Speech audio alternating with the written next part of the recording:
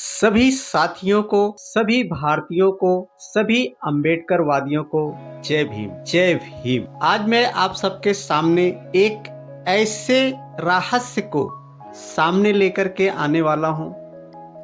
यदि आप इस वीडियो को सुनना चालू कर ही दिए हैं, अंत तक जरूर सुन, क्योंकि ये रहस्य की बात। आप सबको पता होगा, अंबेडकर जी ने उच्च कोटि तक पहुंचा वो व्यक्ति तो कोई और नहीं है, सिर्फ अंबेडकर जी ही है, जिनको ना तो पढ़ने का अधिकार था,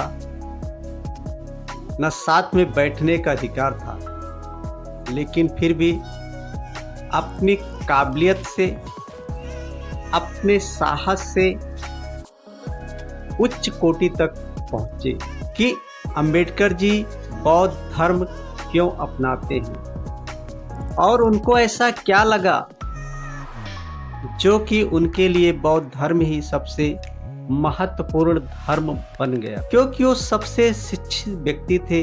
32 डिग्रियों को धारण करने वाले, या अपने संघर्ष के या अपने काबिलियत के बल पर 32 डिग्री हासिल करने वाले, 9 भाषाओं का ज्ञान प्राप्त करने वाले ऐसे महान व्यक्तित्व को पिरोए हुए अंबेडकर जी ने सभी धर्मों के, जितने भी विश्व में धर्म पाए जाते हैं, जो महत्वपूर्ण धर्म हैं, चाहे वो ईसाइयों का हो,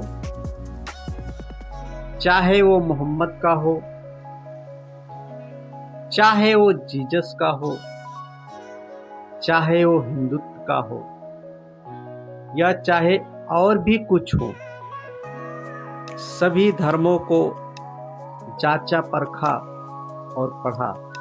एक या 2 दिन में ये बात अंबेडकर जी नहीं कह रहे हैं, नहीं बता रहे हैं हम सब, पूरे 21 साल का अध्ययन है, अनुभव है अंबेडकर जी के पास। 21 साल तक वो जांचते रहे, परखते रहे, हर एक धर्म को अनुभव करते रहे, लेकिन हर एक धर्मों में कुछ न कुछ कमियां दिखाई दी। जैसे कि एक ईश्वर की तरफ बढ़ जाता है, उसको अपना उद्धारकर्ता मान लेता है, दूसरा एक आत्मा को मान लेता है, सब कुछ वही है, और कोई और है, किसी और को मान लेता है, अपने इष्ट देव को मान लेता है। लेकिन बौद्ध धर्म ऐसा नहीं है। खुद शाक्य मुनि गौतम बुद्ध कहते हैं कि मेरी कही हुई बातों पर भी विश्वास मत करना।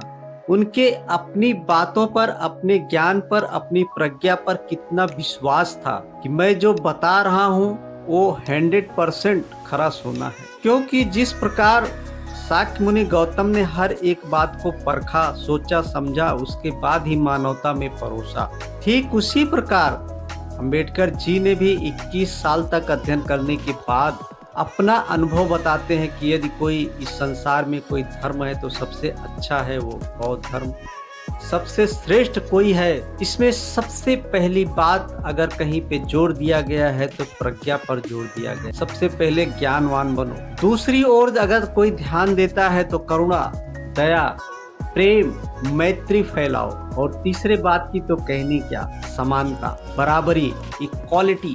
और धर्मों में ऐसा नहीं है। तुम्हें यकीन नहीं होगा तो किसी भी धर्म को उठाओ, चाहे वेद हो, चाहे पुराण हो, चाहे बाइबिल हो, चाहे कुरान हो, सबको आप देखो, समझो, के बाद में इसको आखिरी में इसको जांचना, इसमें समानता दिया है कि नहीं, इसमें मनुष्य को बल्कि उसकी प्रज्ञा, उसके ज्ञान को समझा जाता है। ना तो उच्च ना नीच ये नहीं कहता, ये तो कहता है आओ, परखो, जांचो, समझ में आए तो ग्रहण करो, नहीं तो वापस चले जाना। बौद्ध धर्म कोई मामूली चीज नहीं है, ये सागर है, सागर। पूरब से आए, पश्चिम से आए, उत्तर से आए, दक्षिण से आए, किधर से भी आए और वो सागर में समा गए। सारी नदियां बहती बहती जाती हैं। जब तक वो नदी है तब तक आप कह सकते, जब तक वो नदी है तब तक तो आप कह सकते हैं कि ये गंगा का पानी है, सरयू का पानी है, घाघरा नदी है, या कोई और है, जितने भी नाम है उनके आप बता सकते हो। लेकिन जैसे ही वो समुन्दर में जाकर के मिलती हैं, उसके बाद आप नहीं बता सकते कि